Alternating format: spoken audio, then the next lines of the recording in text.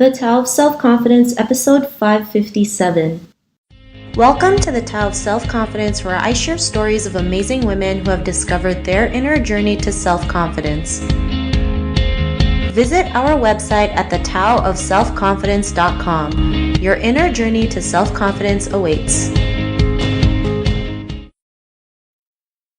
Well, hello friend. Welcome to the Tao of Self-Confidence, where I share stories of amazing women who have discovered their inner journey to self-confidence. I'm your host today, Sheena Yap-Chan, and today I have a phenomenal lady on the show today. She's a media personality, a celebrity chef, and a financial educator, and I'm really excited to have her on and share her story with us today on self-confidence. So without further ado, I'm going to introduce you to Cathlyn Choi. Cathlyn, how are you today? Maybe you can fill in a little bit more about yourself to our listeners.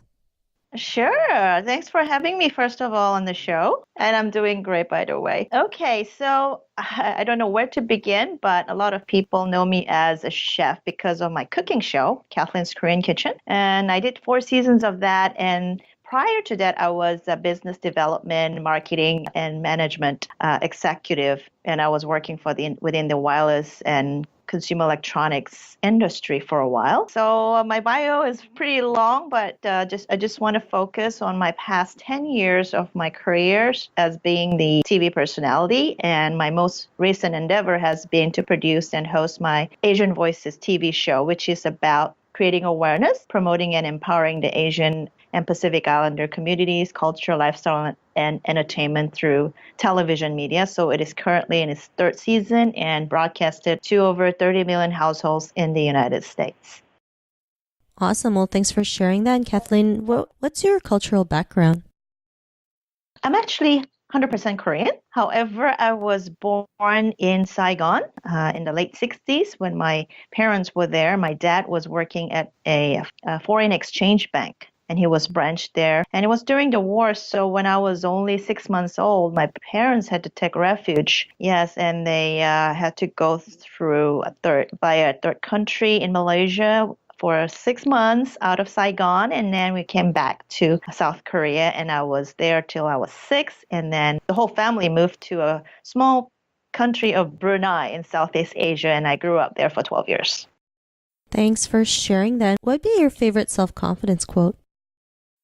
My favorite self-confidence quote, actually, I think I just made him up, but I say, show 'em, not just tell 'em. Because in my industry of being in the television broadcast industry, it's really important to just show what you do and not just talk about it. So going back to producing my first cooking show, I couldn't just explain what I wanted to do to the TV stations and the sponsors. I had to create it for, we call it the pilot series. So the first 3 episodes, I had to just put in my time and efforts and resources and budget into producing them to show them what the show is about. So ever since then, I have just been doing the same thing when I talk to other people about my ideas, whether it's a TV show or a film project or any other nonprofit programs that I am currently developing, that I have to show them what it is. And it does take some time and energy, and of course, it's your time and resources, but I feel that a little sacrifice goes a long ways. So once again, show them, not just tell them. And of course, it's important to set goals. So make no excuses, just do it. Thanks for sharing that. I always believe actions speak louder than words. So thanks for sharing that great quote. And Cathlyn, what's your definition of self-confidence?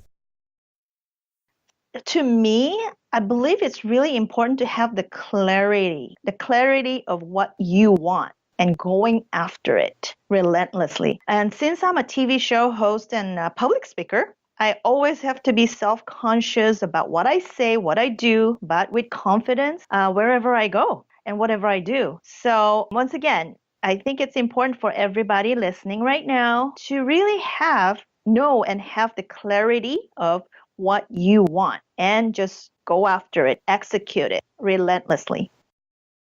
Thanks for sharing that great definition. I love how you mentioned going after it relentlessly, because some people, when they try and they don't succeed the first time, some of them just quit, not realizing like you might have to do it 10, 100, 1,000 times until you get to that end goal that you want, right? So you just keep doing it until you get there. So thanks for sharing that great definition. And what was your life like before your discovery of self-confidence? That's a very interesting question because I believe, as a kid, meaning when I was, I believe, 6 years old, as far as I can go and remember, I always had the clarity and I knew what I wanted in life.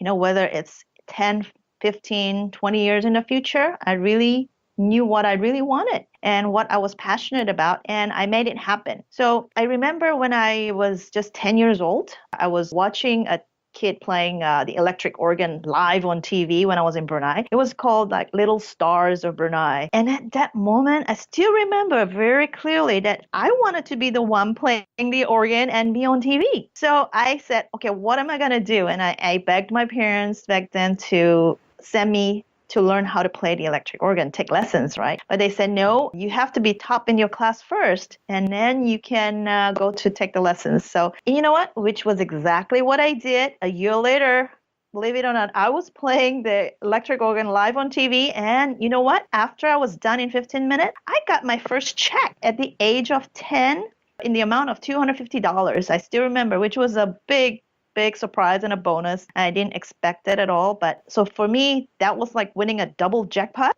At that moment, I felt like I could really accomplish anything in my life. So I've done and accomplished pretty much all my goals. And almost 40 years later, I am still setting new goals and going after them. Thanks for sharing that. And that's such an amazing story that you had.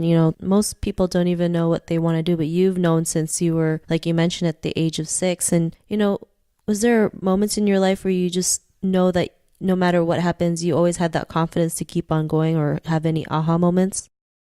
I think that was my aha moment when I was actually 10. But like I said, I don't know. I was just very different and special, I guess. I have 3 other siblings, and I was the different one. And it's interesting that I tell everybody, I was not born because it was during the war and there was a lot of complication. And I almost died twice when I was little. And I was struck by lightning twice. And so in my life, and how many people that happens, right? So I've always felt that I was born for a reason. I'm here for a reason. And I always wake up in every morning and tell myself, life is too short. Life is so precious. And I have to embrace and live in the moment. So that's what I do. That's my philosophy. And I am so grateful to my parents every single day of my life for bringing me into this world and being able to share my experience and share my knowledge to everybody that I come across.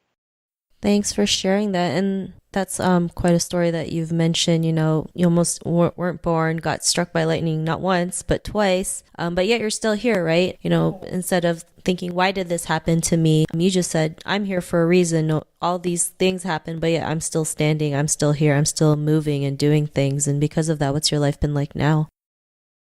Yeah, exactly. I mean, like I said, that was back in my, when I was in my teens, and then fast forwarding to my life in the US when I moved here in March of 2000 after I got married to my first husband. I had a vision of what I wanted to do after I got laid off, especially from my last corporate job in August of 2008. And that was my last corporate job, but I wanted to create awareness about my healthy Korean food and culture through media, especially television. So that wasn't really hard. And I wanted to let people know that it's not really hard to cook, healthy and delicious food in less than 30 minutes, because that's what I do every single day, right? And so I produced and hosted 4 seasons of my TV cooking show, Cathlyn's Korean Kitchen, which aired on national PBS. And then after that, I told myself, you know what? I felt the entire Asian community was lacking a voice and extremely underrepresented in the mainstream media. So I felt compelled that I needed to fill that void because nobody else was doing that. So with the support of some of the people that I knew in the Asian community in San Diego to start with, in 2013, I founded my own nonprofit organization called Asian Culture Media Alliance with a mission to really promote and empower the Asian Pacific Islander community through television media. So I started producing and hosting Asian Voices, which is again in its 3rd season and reaches over 30 million households in the U.S. through our cable TV network partners, namely YourView and TVK24. So I'm really proud of that. Awesome. Well, thanks for sharing that. And that's great that, you're creating something that can showcase Asian people, especially, I feel like sometimes we're so underrepresented. It's great that there's people out there who's creating that change and showing them that, we have so much, talents to showcase that, it'd be a disservice not to share it with everyone. So thanks for sharing that. And to the woman who's listening to your episode, she may be in her own journey of self-confidence. What would be that one tip you would give to her?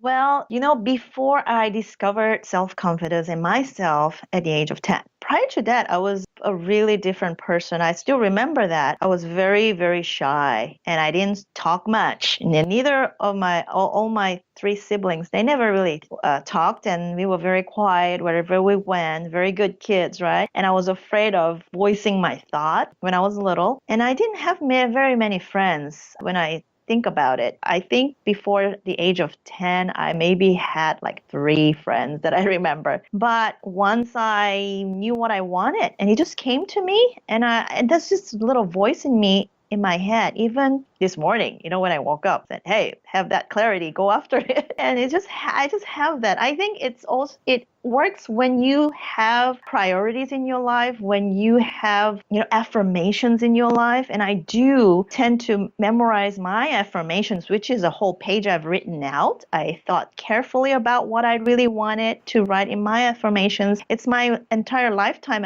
But I also include my daily affirmation, my long-term, short-term goals, in there, what I really want to do and accomplish. And in return, giving back, right? I've always been more of a giver than a taker. So once again, having affirmations and really organizing your thoughts, your daily goals, and just doing it, executing it. I think that's very important. So I think that's what I wanted to tell the women who are listening. But most importantly, these are all the things that I advice, right, to everybody listening. But I think the most important thing I want to tell everybody, especially the women who are listening, is to learn to love, to honor, and trust yourself first. It's kind of easier said than done, but this is so important. And it's a very important step to really getting that self-confidence in you. And that also means that, people should eliminate anything and anyone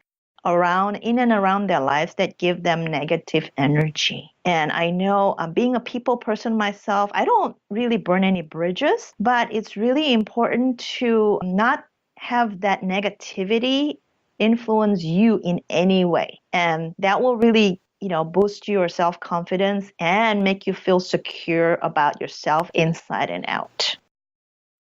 Awesome. Well, thanks for sharing those great tips. And Cathlyn, if our listeners wanted to get to know a little bit more about you and what you do and check out some of the shows that you've produced, is there any links or social media profiles we can connect with?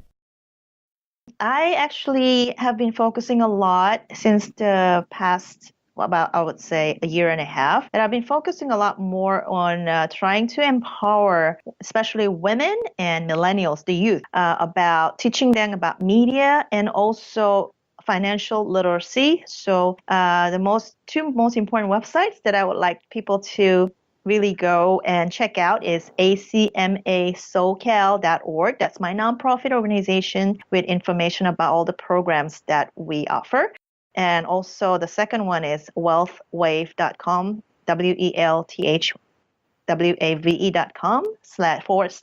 my name, Cathlyn Choi. And you can get some information about there, educate yourself on what, how money works. I think that's really important. And that is actually my journey right now into educating more and more people to be financially literate and take charge of their lives financially. And that also lead to more happiness, self-confidence, and success. Awesome. Well, thanks for sharing that. And to our listeners, if you want to connect with Cathlyn, you can also head on over to the selfconfidence.com and search for Cathlyn's name. Her show notes will pop up along with everything else that we talked about. And I really just want to thank Cathlyn for taking the time to share her story and tips with us on self-confidence. So thank you for sharing that. You're very welcome. I hope it will help your listeners and everybody out there to build self-confidence. And, if there's anything I can do to help, they can always contact me directly. Awesome, and I'm sure the listeners loved your episode today. And to our listeners, be on the lookout for another new episode of another amazing woman's journey to self-confidence, and we'll talk to you soon. Bye for now. Thank you for tuning in to another amazing episode of The Tao of Self-Confidence. Visit our website at thetaoofselfconfidence.com to check out cool resources, blog articles, show recaps, and so much more. Your inner journey to self-confidence awaits.